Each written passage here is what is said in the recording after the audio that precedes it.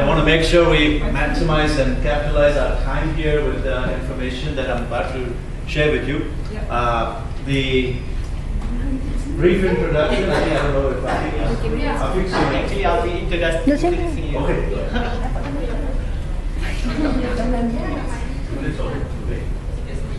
All right. Just wanted to take a moment to also share with you, if there's an interest, I wanted to show you some ways for generating lifetime income, passive income, beyond MCMC paycheck. all the way till we go away from this planet. And this is with minimal time investment, because mostly I hear the common reason, I don't have time, I'm so busy. Well, but time is money, so if we can generate money with very little investment of time, we're talking 15 minutes a month. You think you can spare 15 minutes a month? Yes?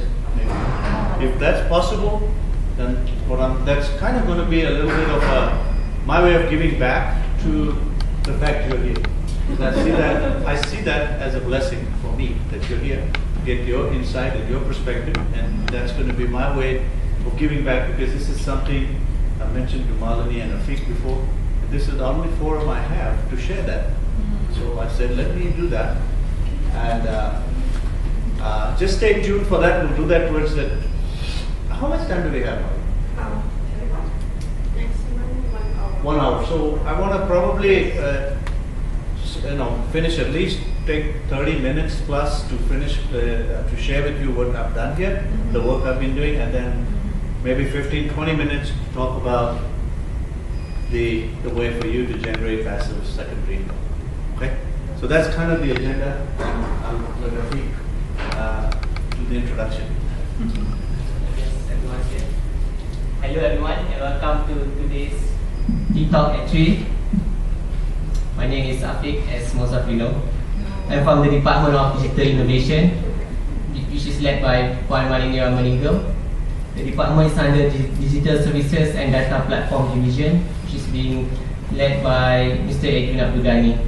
So the department has been tasked to develop the Digital Trust Index, which acts as a barometer to measure the level of trust which users have towards digital services in Malaysia. This initiative is the only initiative being outlined 3 times in our 2016 to 2020 strategy plan.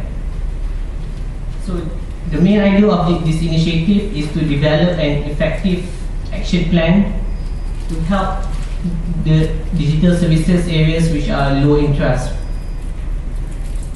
So in MCMC collaboration with Fulbright, we have with us Professor Dr. Michael Raisinghani, who is assisting the department in developing the trust model and also trust concepts specific to the Malaysian digital services. Dr. Raisinghani is currently a professor in the Executive MBA program at the Texas Women University School of Management, Texas.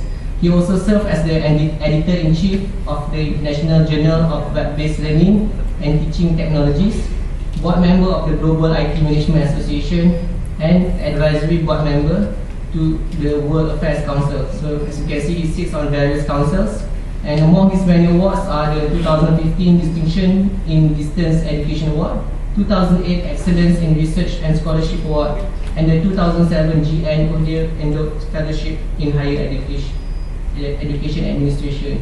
So without further ado, Professor Dr. Raisinghani. Thank you. So let me just switch over here. By the way, I want to thank MCMC for this opportunity, for all of you, the time invested by you in this presentation, as well as for your own. This is, I guess, what I call cross-learning, because this is how we share with each other what's going on. So it's nice of MCMC to do this. I was just comparing that to, let's see if we maximize this. Here we go. Is that maximized yet? No? Okay, here we go. Oh, here it is, yeah. Okay, so I was comparing it to Google, or I think a couple of other companies that allow 1 day a week, what they call DAP time. It's for you to develop your own ideas and innovation, and this might spark some of that. We certainly want to have your input as you see some of this. So trust, I think, let me just give you an example. Let's say you're driving from here to Malacca, 2 hours away, roughly, south of here. So, God forbid, I'm actually going to put myself in this car. I have an accident. And car is totaled. I'm also in bad shape. The car calls the medical providers, the towing company, my colleagues at work, Afiq, Malini, among others, and also my family, to let them know that I'm in an accident. Because I'm in such a bad position, I cannot make those calls myself. I may be unconscious. Now, this example right here is a case of micro-trust. All these entities have to be able to trust, I have to trust the information goes to these places. They use geolocation to track me down, the towing service, the rental car that is dispatched, because I told you my car was totaled. So here we have a case of micro-trust, and this definition of trust talks about going into all those reference disciplines, but bottom line is an application of trust. How do I know the police authorities, the medical providers that are going to be dispatched, emergency team, to take me to the hospital? All those, the information the car has to call those will not be shared by the wrong kind of providers. Like, for instance, my information about my family and co-workers shouldn't be shared to hackers. And that's the issue of digital trust. And this is not some foreign scenario. This could be very real in the coming future, maybe already here in the near-term future, where geolocation is already here. But the ability for the car, SOS, if you will, to reach out to these entities. So along comes the concept of perceived risk, as you see the last bullet here. So there's a risk and there's a benefit. The risk is, what if the information is compromised? But the benefit is the security, the privacy, and with that, I want to show you this, the 4 dimensions of trust. And this is from Accenture, who came up with these dimensions. Privacy and security would be key, where your data stays with the people that you want it to be with. Secure, because it needs to be when you make that transaction for Christmas or other shopping that you might do. That transaction needs to be secure with that website. What about accountability? And that's to do with, if that data is compromised, will there be any legal recourse that you might have? Currently, in fact, just recently, I would say in fact today probably, in the US, in Maryland, the soon-to-be First Lady Melania Trump was in Maryland's court defending herself, accountability. Because some media, actually tabloid, wrote that she was an escort before she became a model. Or she was, I guess the pretense was a model, but she was an escort, so she's basically calling that slander. She's defending herself, and that would be part of the accountability in the system. If your data is compromised and then they make up things about you, if the system is not accountable, you wouldn't trust it. You wouldn't want to be part of it because you don't have any recourse. So legality is part of it. Global regional standards, so if somebody took that data from you in Malaysia and posted it in Jakarta, some bad things about you, or elsewhere in the world. Brunei, what happens? Is there global regional data standards that would protect you in Brunei or Jakarta, Indonesia? We don't know. That's all, I guess, the known unknowns at this point. You want to make sure that's accountable, there's self-governance in this system to work. And back to benefit and value. So the benefit would be you'd be able to accomplish this faster, like if you do a transaction online versus going to the, what is that, the mall, the one in KL Mall, the Pavilion Mall. Instead of going to Pavilion, if you can have the same perfume, the Chanel 5 that you want to shop, the benefit value, if you get the original, and you're getting it in your home delivery with no shipping charges, that would be a benefit. And the value in time and all the parking headaches that you would save, of course. There's another pleasure of walking around in the Pavilion Mall. You might have other impulse buying, but that's another benefit to you, that you don't end up buying something else beside your perfume that you want to shop. So looking at those dimensions, this is basically the definition of those constructs. Here, this is broken down into further dimensionality of the social, cyber, and physical domain. aspect. Again, trust, in fact, if you like dissect trust, so this is now getting into the DNA of trust. And all these dimensions, if you will, one can say, well, from a social aspect, what about reputation? What's your reputation online? We all have a credit reputation, like your credit. When you go to apply for a loan, you have a credit score. How about your reputation score of being on social media, or GrabCard, or Airbnb, or other places? So that's one aspect of it. How about belief?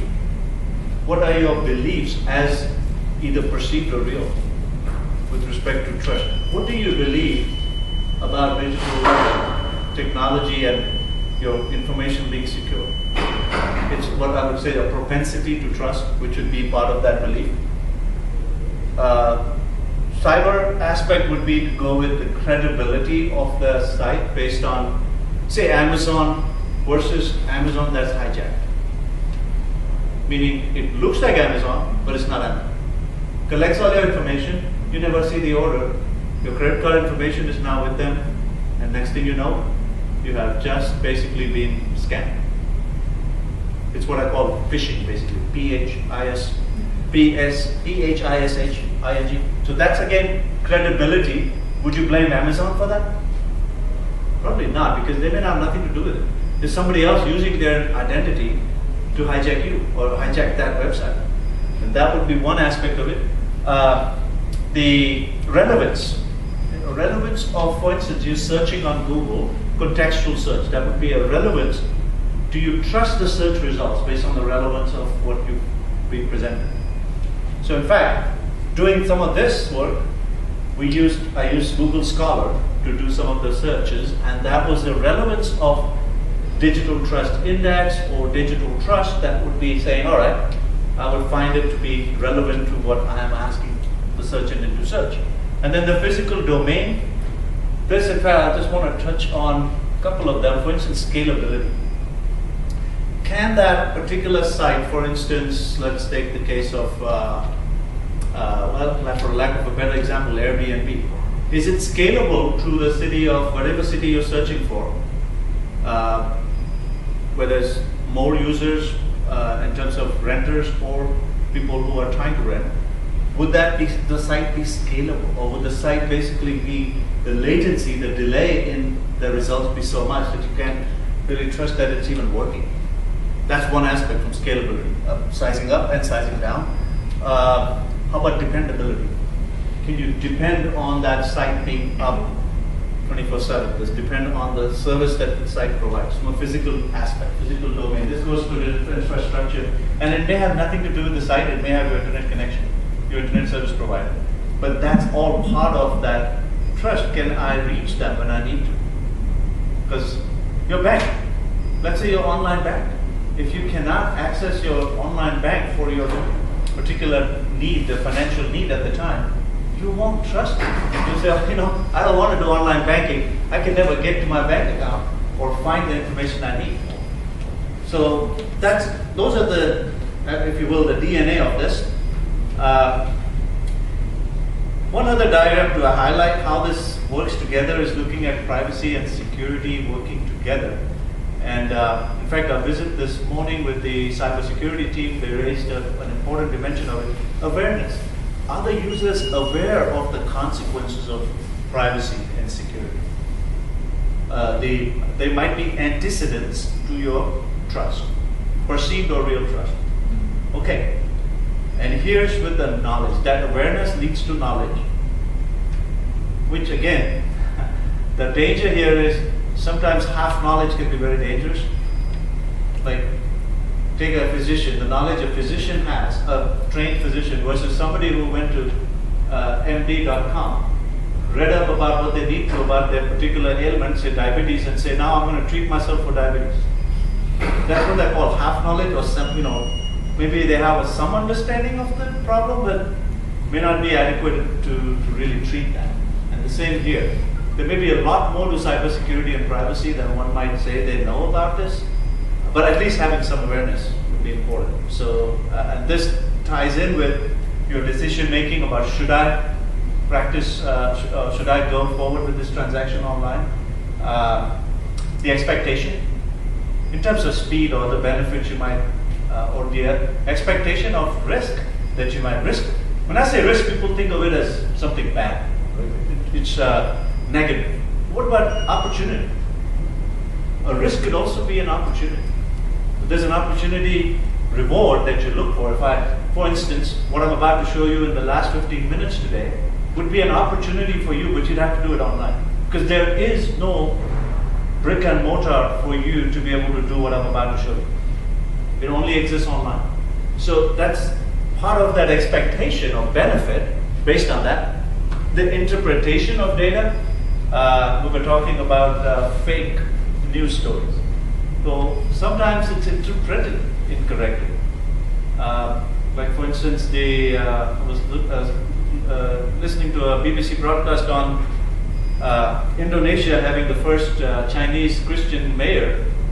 People say it's blasphemy, but about more than half of the people they ask, what did he say that was blasphemy, they don't know what he said.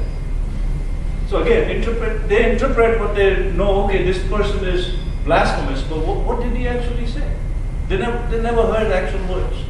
So again, part of interpretation issues. And then the data collection, processing, management, which gets into, say, the cloud. That's cloud computing being used to store your data, process it. Can you trust that? Can you trust all that information about you, your medical records, your financial records, everything about you in that space?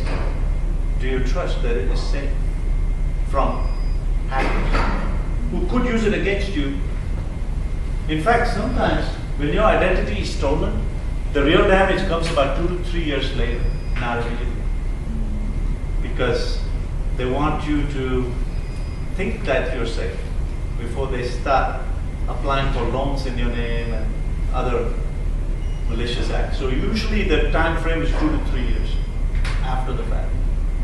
Okay, so let me jump on to a couple of other issues here with respect to dimensions. In fact, the dimensions, it might be easier to see this as opposed to the words. Here, I don't know if you can read this at the back. Take the case of ability. If you believe IBM or Dell are able to deliver, let's say a laptop, or in Dell's case, even a service, IBM also, sorry, they both have global services, that would be their ability. Institution, do you trust MCMC with the telco world? That would be an institutional trust. Or MAPCO or any of the other MOSTI, M-O-S-T-I for some of the cybersecurity aspects. And then reputation, that's the characteristic-based trust. And I'm guilty of this too. There was a time when consumer electronics had to be Japanese in order for them to be high quality. That's changed now with the world of Samsung coming into the picture and some others. But there was a time, would you agree, we're all probably guilty of this, it had to be Japanese. Whether it's Sony or Hitachi or any other brand. Okay, the benevolence gets into what's another word for kindness. And somebody who's, let's say, to give you an example of process-based trust, over time company has chance to cheat customer but does not. That's out of kindness. So what I mean by that is, you let's say worked overtime, company says we'll pay you overtime, but they don't pay you, they just forget about it, or they deliberately miscalculate. Exchange rates, simulation. Even though it might be a few digits or it might be a few pennies, but over time it adds up. And companies such as American Express, I've received refund checks from American Express because they miscalculated the foreign exchange rate. But how did that happen? Was it benevolence? No, it was a class action lawsuit against them. And so I get that check 2 years later because, to be honest, I never even noticed it. Some others did. They were filed a class action. I was sent some papers, I signed it. Next thing I know, I got a check in the mail. That's part of what I call the opposite of this. Malvoice, M-A-L-E, which was, now, it's like, okay, Hillary Clinton's email, right? How did this whole hack happen? Somebody in her security team was asked a question, should I renew my password on Google? They got this email, one of her team members. They went to the security team and said, hey, should I renew this? And the answer was, it is legitimate. It is a legitimate request. A legitimate request. What the person meant to say, it's illegitimate request. But said legitimate. So it's a typo, allegedly according to the security person, that led to this person changing the password. That was basically Russian hackers getting that information. True story, actually happened. Now this person claims I meant to say illegitimate. Now the critics are saying, well, if you meant to say illegitimate, how come you said A, not and before that? That's a wow. Would you say and illegitimate instead of A illegitimate? So again, that might be pulling teeth, but point is, was it benevolence? Was it benevolence? In this case, I think it was just oversight. And the person who actually changed that password did the right thing, went to security to ask, should I do this or not? Is this the right thing? Because it's important that we have the right password. Anyway, coming back to our institution-based trust, do you trust that organic foods that somebody claims is organic? Which is going to be a big moment coming to probably Malaysia too. A joke is, when we go to Whole Foods, which is one of the stores that sells organic, they said they put a bunch of mud into this, now it's organic. So is it truly, is that what you're paying for? Versus, what do we really mean in terms of who's auditing this to make sure this is indeed organic? Auditing the auditors is what the issue is here. Or as they say, analyzing the analysts. Who can we trust in this process? How about this characteristic of in fact, all right, I want to use the example of, there's a company called Chick-fil-A that sells chicken hamburgers. I shouldn't say hamburgers, burgers that are chicken. They close the shop on every Sunday. The restaurant, actually, I should say, the fast food restaurant is closed every Sunday. Why? It's part of their religious belief that on Sunday is God's day, you should rest. Nobody should work on a Sunday. So they give up revenue. In fact, in my opinion, revenue would be highest on a weekend because people want to go out and eat. But that's part of their religious philosophy that's actually led to a lot of people appreciating that. And they respect and they pay more for a chicken burger at Chick-fil-A than a chicken burger at McDonald's or KFC or any of the other places. So that's going to, again, out of kindness. Or there's another, I'm trying to remember the name of this company, that for every shoe they sell, they give a free pair to the people who cannot afford shoes. Tom's is the name. Again, I've never liked Tom's quality, but the benevolence aspect, I gotta give it to them. They've really, won a lot of people's heart, and they do actually do that. But what they don't tell you, they've already charged you for 3. Integrity. And that goes back to trust, because do you trust the integrity of the process? For instance, that overtime example, do you really trust you're going to get this is not a reflection on MCMC, but there are some other institutions where you work overtime but you never get paid for the exact amount of overtime promised, or the rate promised. And that all goes back to, if you don't trust, then you're going to start, every time you get a paycheck, okay, how did I arrive at this number? Show me the breakdown. So trust but verify. All right, so it gets back to, once you have verified that, or even your mobile phone bill for the minutes, did you get charged overtime for the extra minutes you used? If you're on that bad plan. Who was it, Mike Tyson? That long time ago, I forget, it was a $20,000 bill for a monthly bill on a cell phone. He was on the wrong plan, but led to his bankruptcy, among other things. But that was all part of, I don't know if it was some billing error or he was just stupid with not having the right plan. Institution, here we're looking at audits that are done by the institution to make sure, for instance, Better Business Bureau. You would believe Better Business Bureau rankings because that is an institution that does look at, the aspects of a business that one should be looking at.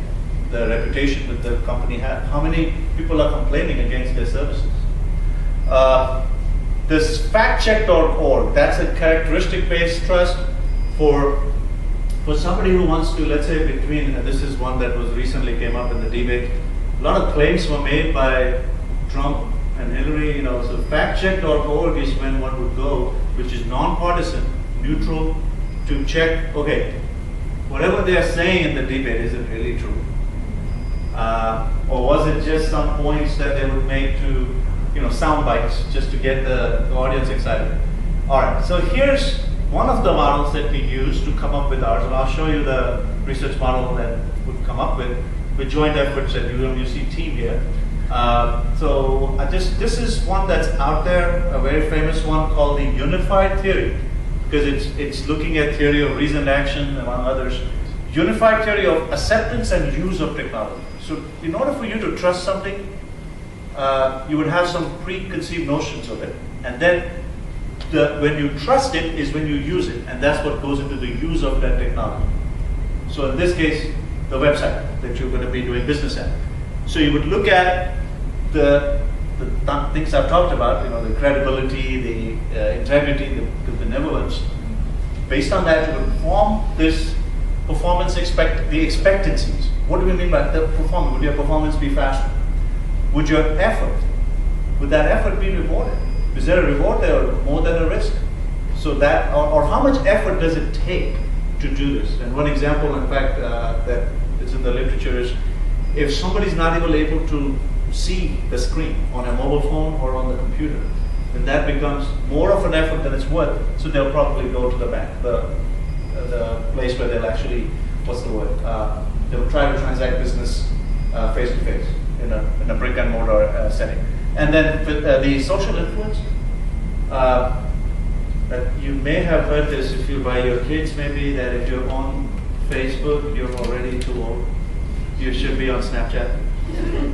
In fact, the age difference, the Gen X versus Gen Y, if you're born, say, between 1990 onwards, to, like if you're in that category, what was the age? 1985 onwards, you would be Gen Y. And 1985ers are not going to be, so that social influence has taken them to other sites, which maybe the rest of us are probably, well, we're already on this one, we don't want to change.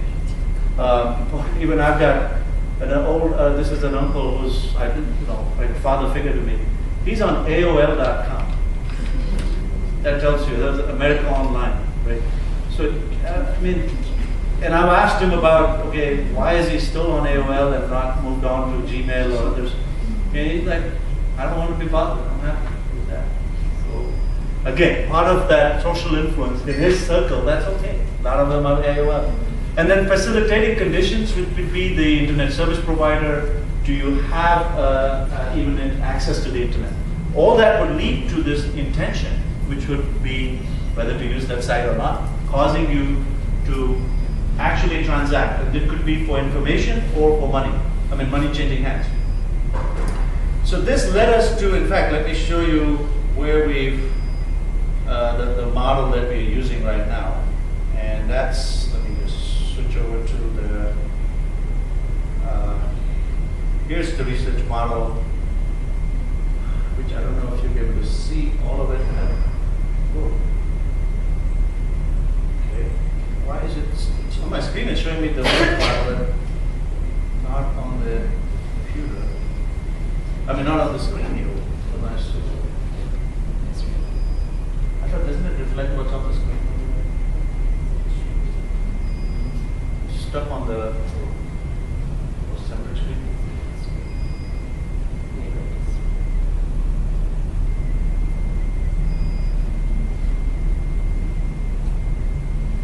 You probably just shut down the PowerPoint, you don't really need it.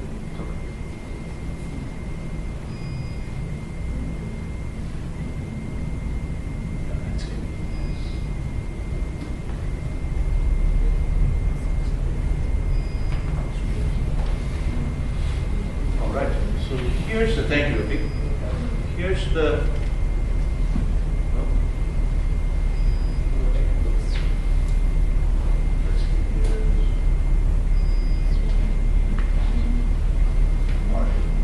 and I'll just make it smaller so you can see all of it anyway.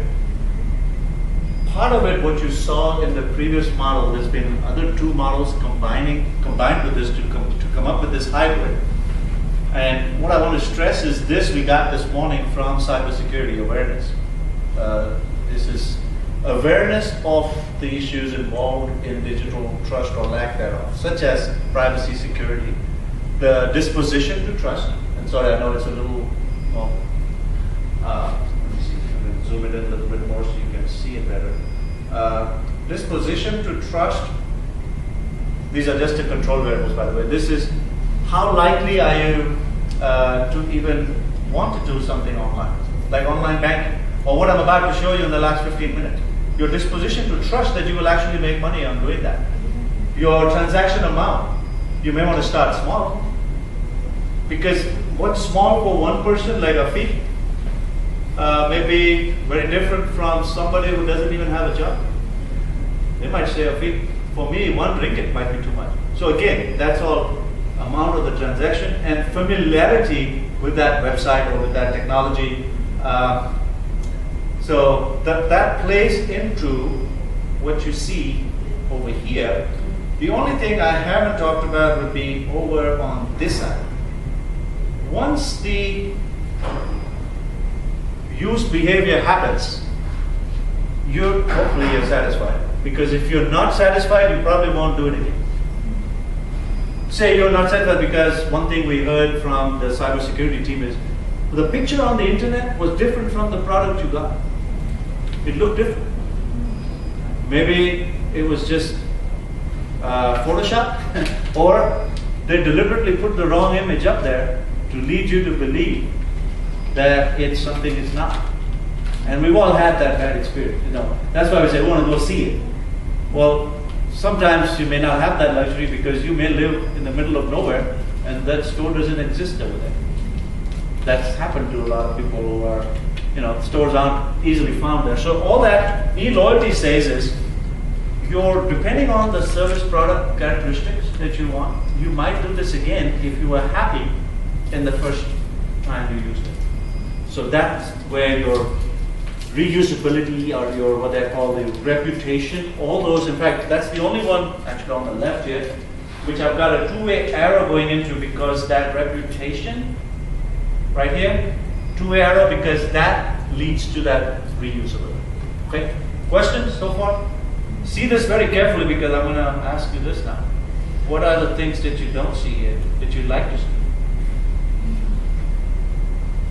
And you know, it's important because we hate to go down this road to do this study only to find out that you knew something you didn't share with us. Now culturally, I don't know if it's true in Malaysia. In Indian culture, it is bad for the junior programmer to say that they found a bug that the senior programmer should have found. This cost IBM a lot of money. Seriously, this was in 7 figures a few years ago. Because the Indian culture, this happened in Bangalore, the Silicon Valley of India.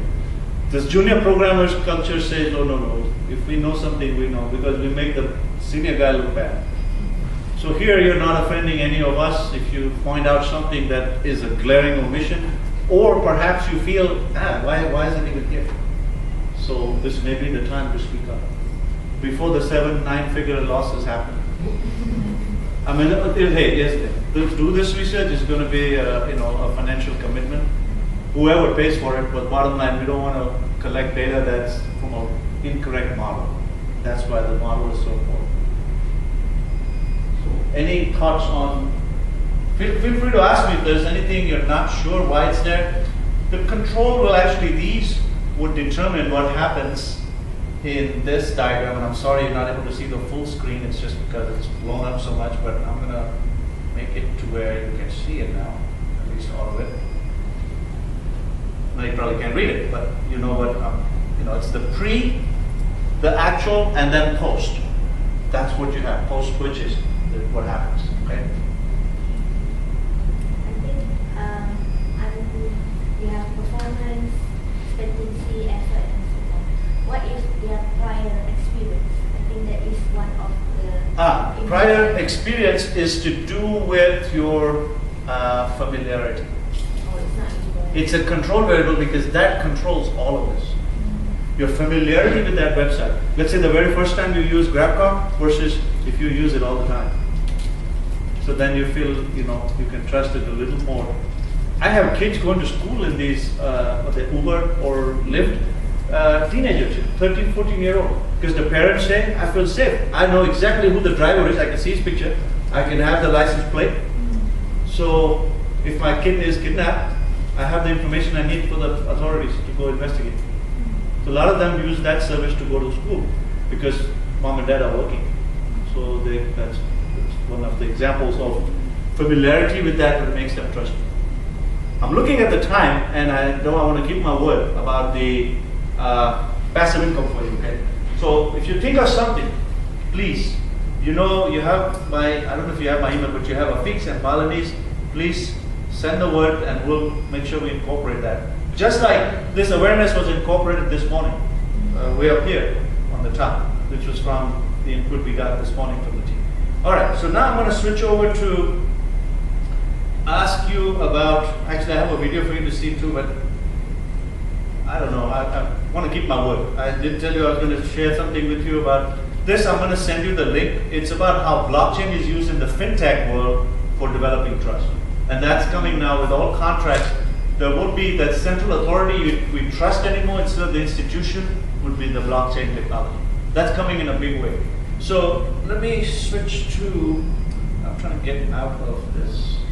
All right, so we are over to, oh sorry, yeah, actually I was at the right place. Now I'm going to go to, I'm going to ask you while I pull this up, think of a company that you own some shares of, any company, and that you think is going to go up in value. I mean, you wouldn't own shares if you think it's going down, you would sell it, right? You think it's going to sell it. Any company? Actually, I told Malini I was going to call on her for this. So Malini, what company shares do you own? I don't own the shares, but let's look at Tenaga Nasional, the utility company. Which one? What's the company? Tenaga Nasional, TNB. T-E-N-E. Okay.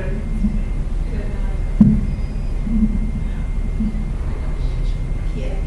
Okay, that was not the right one. T-E-N-E. TNB. T-N-E? T, Thailand, Nigeria, Yeah. Bangkok. Okay, Bangkok. Got it. T-N-B. Didn't find it. It needs to be listed, I guess, in the exchange and NYSE or NASDAQ. So TNB, yeah, it's not listed. Why don't you put Facebook? Facebook? FB? Okay. All right, Facebook. So this is actually not one that I currently own, but let's just say this: you were interested in getting Facebook, or you had 100 shares of Facebook, which you bought at what price, Malini? Hypothetically, what price did you pay to acquire it? You look smart, let's say 90. 90? Well, so all I'm showing you is how you collect rent on this. You're not going to sell this. This is the rental property that Malini owns, hypothetically, which is rental property, so she wants to collect rent from. Only difference, she's not going to be bothered with plumbing and in roofing issues and electrical problems with this. So she bought it for 90. So Malini, what price would you like to rent it out at? Like somebody can, in fact, click on options here. This is all, by the way, free. What I'm showing you, finance.yahoo.com. You go into options. And for the month of, today is already December 12th, so, or sorry, 14th. So 16th is too close. She wants to collect rent for the month of February 2017. So she clicks on that, and here comes February 17, 2017. Here's what you see on the very first column are all the different prices she can say that she could let somebody rent it from her. So she bought it for 90. You think she might be, actually right now showing me zeros because the market is closed. But the last trade happened at this price. For $125, this is the price per stock. She would let somebody rent it from her and she'll collect $3.70. This is all in US dollars. You can easily convert into any currency you want to. Yes, you can do this even though you're in Malaysia, because you would have basically open an account with E-Trade. I already checked it out. You can just open an account and you can do this. So she collects $3.70 per share. So for 100 shares, this is done in rounds of 100, $370 is what she collected. For doing what? To let somebody buy away Facebook from Malini on February 17, 2017 at the price of $125. Would that be such a bad thing? She bought it for 90, she claims. She's giving it away for 125. Right there is $35 profit. So that's the worst thing that can happen. The stock goes above 125 and Malini has to sell it for 125. But she still made $35. Plus, she collected the 370 within 24 hours of placing this trade. So she places it today, she gets that 370 in her account tomorrow, 24 hours later. So all in all, what did she really make? 35 plus 370. I call this collecting rent. Because chances, you want to do this for a price you don't think it will go in February. Now we don't have a crystal ball. But you want to sell what is actually the technical term for this is called writing a call or covered call in the derivatives world. I don't want to scare you. See, here's the thing. When my finance professor talked about derivatives, he never explained it to me, hey, this is how you're going to use this on a practical level. He said, oh, institutions use this, banks use this, Warren Buffett, the richest man uses this. Okay, that piqued my attention. Okay, so if the richest man is doing this, how can a common man use it? And here you have, in fact, Facebook and Apple allow you to do it in rounds of 10 shares. So you might say, hey, I don't have 100 shares of any company. I only have 10. Okay, we can do with 10. For companies that are expensive like Google or Alphabet, Apple, Facebook, Amazon. Amazon is around $750. You can do 10 shares. So we're not trying to give you the Beverly Hills properties here. We could also let you have this, less expensive real estate that you can rent out, collect your rent, and this could actually pay for all your living expenses. Honest to God, last several years I've been living off the market by collecting these premiums to pay for utilities, pay for gas, pay for groceries. This exactly, now you might say, oh, wait a second. What if the price falls? It doesn't go to 125, it goes to $60. Worst case. I mean, it could be $50, but let's say it goes to half. Well, even if it goes to zero, my friends, we got a way to protect you. Okay, this was a call. That's what you see, call. Call is when you're trying to collect rent. Put is what's the opposite of it. You could say put, and I'm not making this up. You can buy a put, which is what you're saying is, buy me insurance. Malini said she bought it for $90. Right, Malini? So $90, would you be happy if you get your $90 back? So she just basically, here's the price of that insurance, 27 cents. For 27 cents, she's protected her downside. Whatever happens to Facebook, Mark Zuckerberg decides to close down the company. He moves to China with his wife. Okay, what happens is, for 27 cents, Malini gets her $90 back. She might say, okay, I didn't make any money, I got my 90 back. Well, you can buy $95 for 36 cents.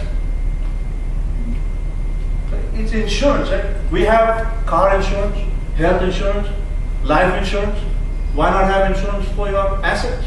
This is your asset. This is per share. So for 100 shares, she'll be paying $27. Now keep in mind, like you, I don't want to spend any money for insurance if I'm not making any money. She collected $33.70 per share for renting it out. From that rent, she can pay 27 cents. So you're not really you're not dipping into your savings to pay for your insurance. It's a cost of doing business. Question so far. Now here's how this really gets on steroids right now. Instead of buying in this case I said, Malini already owns $90 share, like Facebook shares, 100 shares. What if instead Malini didn't own it? Malini wants to buy it.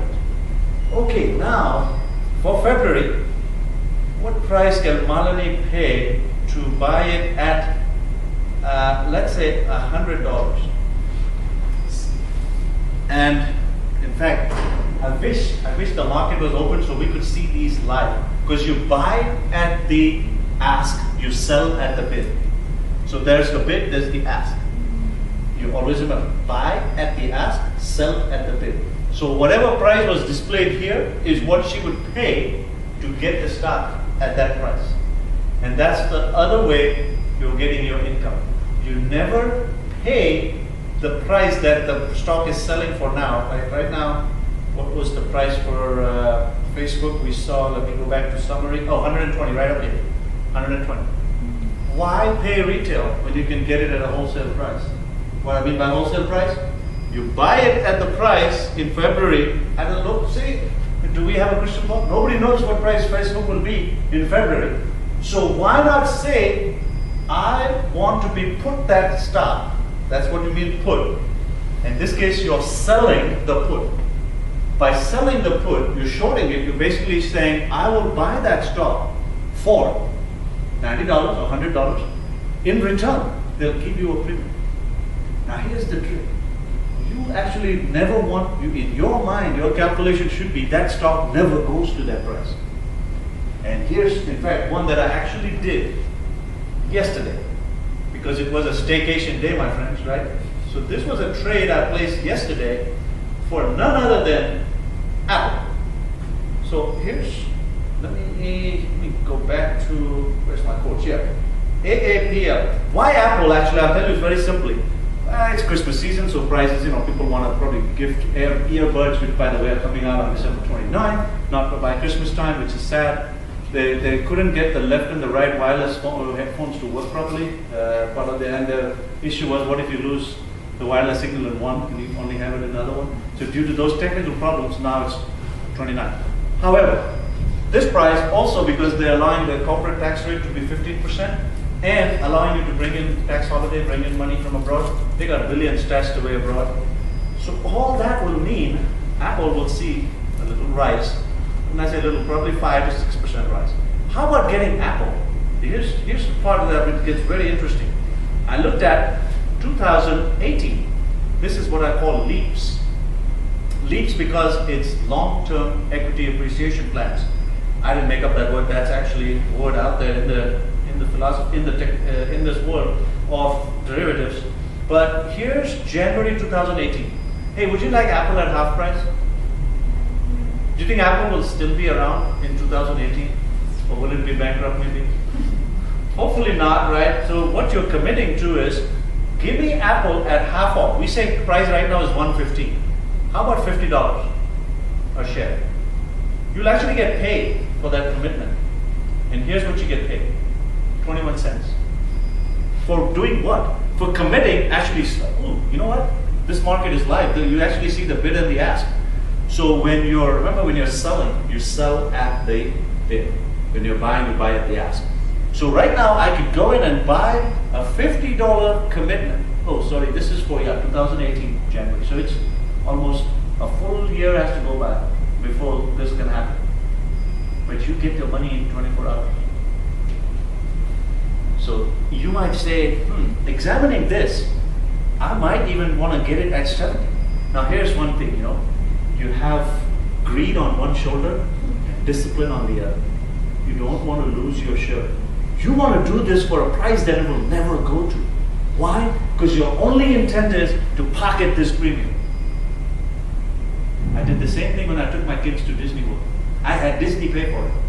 I'm not kidding. When Trump says he'll have Mexico pay for the wall, he's kidding. When I say I want Disney to pay for my vacation, I'm not kidding. I did this exact same strategy on Disney to collect the premium and then took the kids to Disney World. Now, all I'm saying is, you might say, okay, 21 cents, how are you going to make a living off 21 cents? All I'm saying is, why restrict yourself to one contract? One contract is 100 shares. I do it in rounds of 5 or 10 contracts. Suddenly that amount starts rising. Per contract, you're making $21. Times 10 contracts, you just made yourself $210. And now, what you do is you go rent that stock out. Collect the rent from the stock every 2-3 months. That's why I said it. So how much time this will take up? 15 minutes every month is what I dedicate to it. I usually do it on a Sunday when the markets are closed and I can think properly about what the news is saying. One thing that Warren Buffett, the He's, I guess, the second richest man now in the US. He says the one thing he does the most, he sits down and he reads 80% of his time. And then in a work day, 80% he just reads. What does he read? Annual reports. Not a fun thing to do, but that's how he has been, in fact, he just crossed another landmark. One share of his company, Berkshire Hathaway, just guess. One share. What is the price of that? One share, Class A share of Berkshire Hathaway. Anybody? It just crossed the landmark. I'm pointing this out. This is a company that he started. $250,000 US for one share. Mind blowing. So all this is basically, in fact, once this is a true story, his wife was going through his office, just organizing papers. She saw a bunch of papers lying around in his desk, just, actually in his drawers, the drawers of the desk. She put them in the trash can. And he came back and he was looking for this.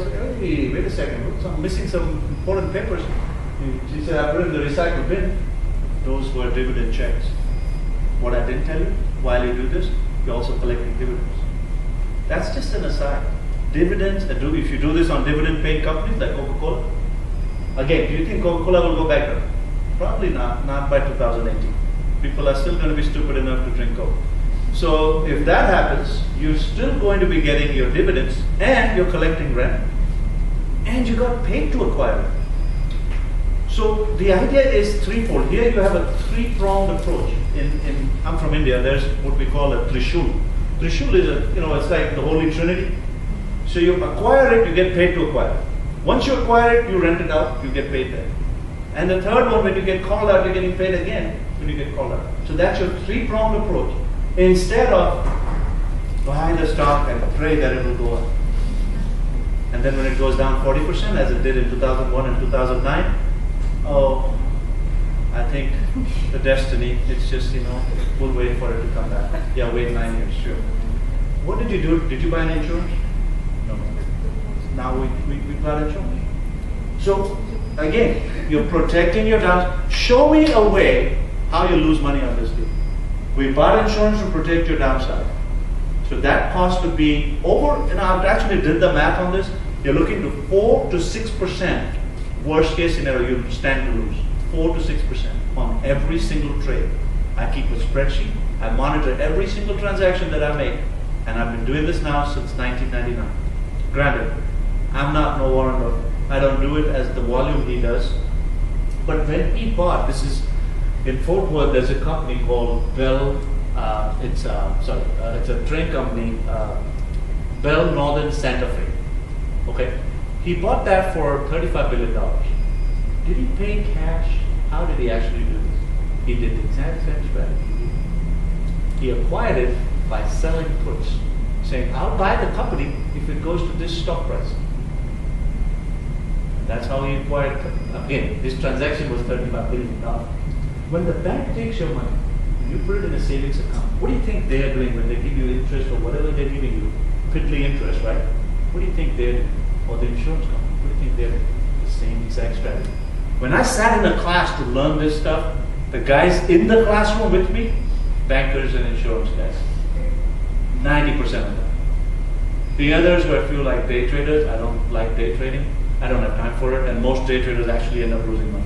These are longer term. You're doing it at least, if you're selling a put, it needs to be 30 days out. If you're renting it out, 2 to 3 months out. So all I want to say is this works. This is not some smoke and mirrors, and this is not any voodoo magic. Where does all these numbers come from? The market makes these numbers based on volatility, based on sentiment index. The sentiment for Apple right now is high because people want to give nice gifts. Apple is a nice gift. What did Obama give the Queen when she visited the United States, or when he went to visit her in England? Anybody know? What was his gift to the Queen? Apple Nano. He gave her Apple Nano. Giving time for Christmas, Apple will not just Christmas, beyond Christmas too for next year. And here's the good news. You can exit at any time. You're not stuck in this trade. Like the one I showed you for Apple in January, you're stuck till January. Unless you buy what you sold. Here's the thing that people don't have a little hard time understanding this is, in this you can sell something you don't even own. I just sold a put to acquire Apple. I don't own Apple, but I'm committing to it that for this price, I will acquire Apple at $50. So now if Apple goes to zero in January 2018, I will still have to pay $50 for it. But you told me Apple will not go to zero in January 2018. I mean, do you firmly believe that? Don't do this if you don't firmly believe that. Maybe, you know, the lowest is 42.50. You could get 12 cents. Will Apple go down to now? Here's what you do: you look at what the fundamentals are for that company, and then do this only for companies that you're familiar with, that you feel are going to be around. So that would vary for each one of us based on our background. Questions on this? I don't want to overstay my welcome by taking up too much time, but this is something I feel anybody can do. All you need to start is either 10 shares of one of those expensive companies like Amazon, or 100 shares. Apple actually is considered an expensive company, so you could do 10 shares of Apple, or you could do 100 shares of a company that, say, Yahoo would be an example of that. This is very doable. And like I said, I wish I had learned this in some of my professors in college, because then I wouldn't have to work 3 jobs to put myself through school. This would have been a lot simpler and easier, less time consuming than doing some of the other things. But please share this with whoever you feel can benefit from this. I'm around till at least a couple more weeks if you have questions. But thank you again. And feel free, if anybody has questions, I'll be here. I'll stay back. This is something I really passionately believe, and it doesn't have to be complicated. What I showed you could be the meat of all your strategy. Now there's a lot more combining these combinations of calls and puts, butterflies, iron candles. You don't need to get into, I just want you to know this could be simple. Don't overwhelm yourself with, oh, I don't know derivatives. I'm not a finance person. I don't have a PhD in finance. You don't need it. I actually, honest to God, I taught this to one of the taxi driver friends who actually I knew for many years. And he's doing this now full time. He quit his job as a taxi driver because he's making more money doing this. And as a taxi driver, he was bringing in $80,000 a year, US. He's doing more on this because he says, over time, he's just built up this portfolio of stock companies that he's just renting out every single month. He does it monthly. I like to do it 3 months at a time. Quarterly, he does it monthly. So again, whatever you're comfortable with. And anyway, so I just said, I did mention taxi driver, I didn't tell you. He has 4th grade education. So a lot of the reports that I mentioned to him, he doesn't even read them because it's not something he's interested in, and he has very limited reading abilities. So but he does it based on his kids. He says, well, his daughter is going to buy the Lulu yoga pants, so he invested in Lulu, and he made money on Lulu. Whatever place he goes to eat, he looks at those restaurants, he invests in those. So whatever his kids are doing is how he's buying companies. Because he says, that's the trend, I follow what my kids are telling me. So I don't know, whatever works for him, it's doable, okay? Thank you again for your time. Yes? Back to the presentation. Yeah. I'm more interested to know what's the recent presidential election where the Russians has been seen as Hacking. a culprit of always hacking, and it's where it causes Allegedly. Yeah. The coveted position of the president, the first female president. How do you see this? Is it how true it is? And you see now how President Donald Trump is going to tackle it, because this is a big issue actually. Well, the hacking true. Okay, so the first part of the question, how true it is. Nobody knows for sure, okay? Even CIA, who claims that this is the case, they would have to come up with some solid evidence in order to really, so that's one, the credibility of this.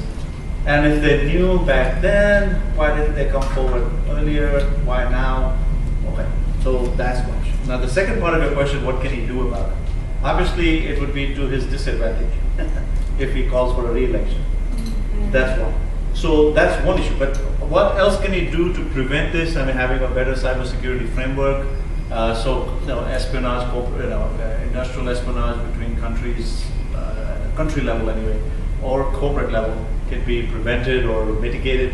That's something he might enforce, he might do. But at this point, with respect to the election, I don't think he would probably do anything. If anything, he's probably just going to say, hey, and he has said this, these are the same people who told you Saddam Hussein had the weapons of mass destruction. So just paint a picture of, okay, these are bad losers, and they're going to cry wolf. I mean, that's the strategy that I think his PR team is asking him to adopt, or maybe that's his own brainchild. But bottom line, I doubt if anything is going to come out of it in terms of, the scandal. Now, he had also said something earlier during his campaign that he will go after Hillary, put her in jail for all those. That's been retracted. Because obviously, maybe as I say, those living in glass houses shouldn't throw stones. There may be something here for his own camp, which he's afraid that she might go after.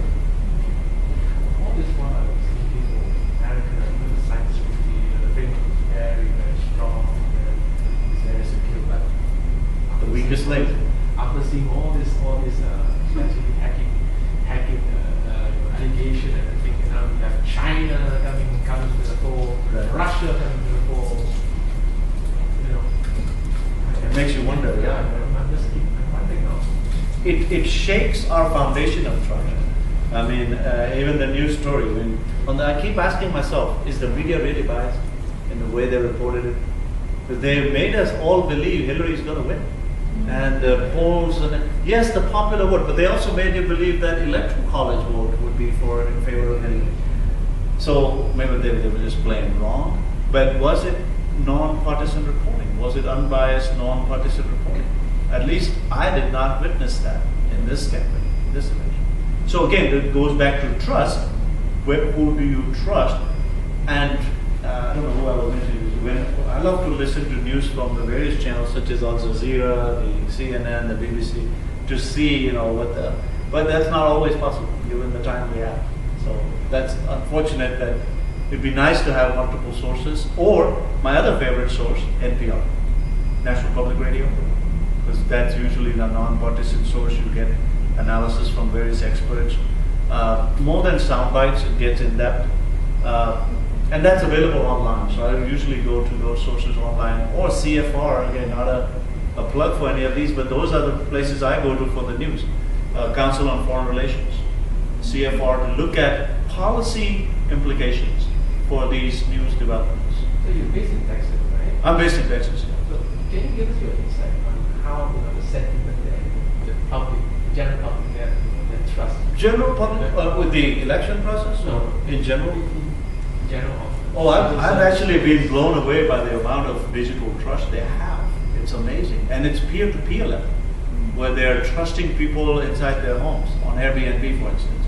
Or another one, which is exchanging goods that you have. Let's say this phone that Afiq has, he wants to barter it for something else. And doing this, it's called a swap tree, which allows you to swap. So that's the level of trust that's now, people are trusting each other. And that's grown to, another good way of thinking about trust is where you're allowing the device, which is again going to Internet of Things, the device to convey information to the doctor, and then the doctor keeping tab and then recommending course of action based on the data collected. So previously you would log in, to keep the log on a spreadsheet or maybe at home, and then take it into the doctor during the visit. Now it's real time. So you're trusting that information. So that's again a way of, and if you have time, I just want you to see this clip on blockchain and how that would change the whole trust game. I don't know. I know we said 1 hour, this has gone beyond. Those who have time can stay and see if possible. I mean, this is, I actually have this clip pulled up. Took it down. Okay. Sorry, do we have time or do we need to? Sorry? How long is the video? I think it's about 7 minutes. And here's the website. I'm going to just play it. If you need to leave, I completely understand. I've taken my dose of Prozac today, so you know that's my antidepressant. So no worries. The oh, here it is, blockchain. Yeah, sorry. So let me just play this. Actually, sorry, it's 3 minutes, not even that long. Blockchain is a technology that creates a ledger of transactions on the internet that is Can you hear okay? tamper-proof and easily accessible. Like the internet, blockchain has no central authority. Instead, it is a shared record of transactions distributed over a vast network of users. It is made up of a series of blocks of data, each of which records a batch of transactions.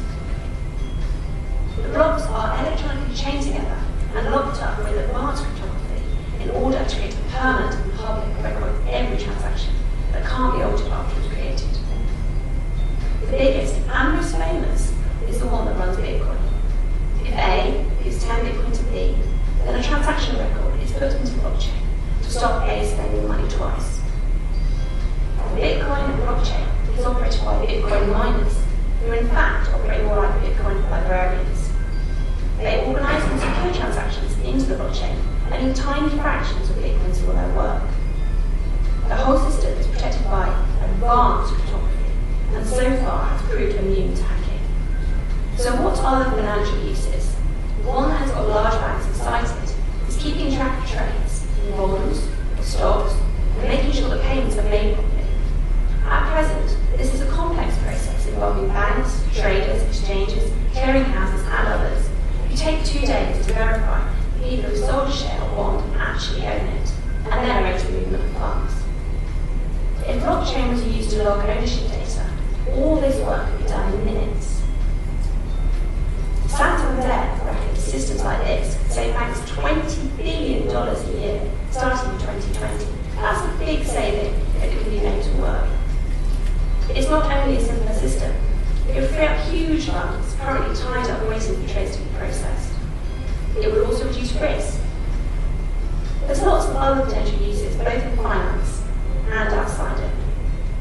But there's still a long way to go. Today's blockchains can only execute a few transactions a second. Of course, financial firms could decide to set up their own, that would be faster. And of course, security. A hacker who accumulates gigantic computer power could hijack the blockchain record and establish their own stability version. Also, it's hard to build systems because few people understand blockchain as well as mainstream finance. And it's a decentralized system, so if it goes wrong, well, there's no one to sue. And it's a big leap into the unknown. For many large financial firms, the idea of replacing a large, secure, central server with public records held across the net must feel like a very, very big leap. Don't do it. Okay. So, before you leave, I just want to share something. Before you went on holiday, the staycation you just took 4 days, right? Here's the thing, and this actually is a true story because I came to Malaysia. I didn't know OPEC was going to make this call about this was 15 years that's never happened, right? So I hear this news on, and this is the same time you guys are here working at MCMC and so on.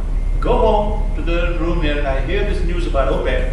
I jump on to, besides Saudi Arabia, who has to benefit from this? Who's the number 2 oil producer? Thank you. Right there, Russia. So I'm just going to show you what I did that evening when I heard that news, because I want you to apply this. Every time you hear something, put money in your pocket. Otherwise, it's just news. So who cares about it? So just go down to, okay, I'm actually going to show you this last thing before you leave, because I was thinking about this as a real-time example of what actually transpired with Exchange Traded Fund, which is RSX, which is it's funny name for it, but it's basically tracks all of Russia's investments in oil, among other things. It tracks that index. Now, let me show you a summary of what happened in the past 5 days. Past 5 days, before you went on holiday. This guy went all the way from 20 to 21.81. Okay? Now, the key is nobody knew that OPEC will reach the agreement. But the day that you heard that 5 days ago, if you had done that, you would have said, well, I only would have made what? $1.81. But what if you keep renting this out? You get in at that 20, and now that you know that this is the deal that Russian economy will benefit from, you keep renting it out and collecting it out. So this is again another example of where use the news to your benefit. And this could be anywhere in the world. You could be doing this from here. You don't have to be plugged into anything except this is a free resource. Finance.yahoo.com. You could use, I don't know, there are probably other sources. I use this because I've been using this for a long time. And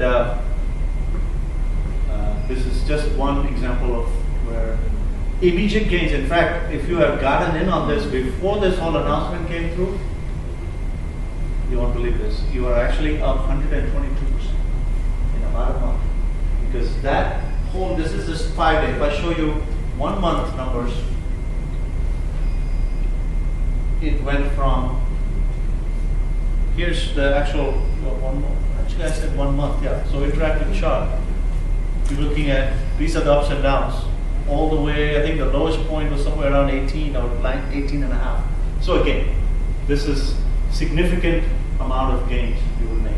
For a fraction of the actual investment, because you don't have to even buy the stock.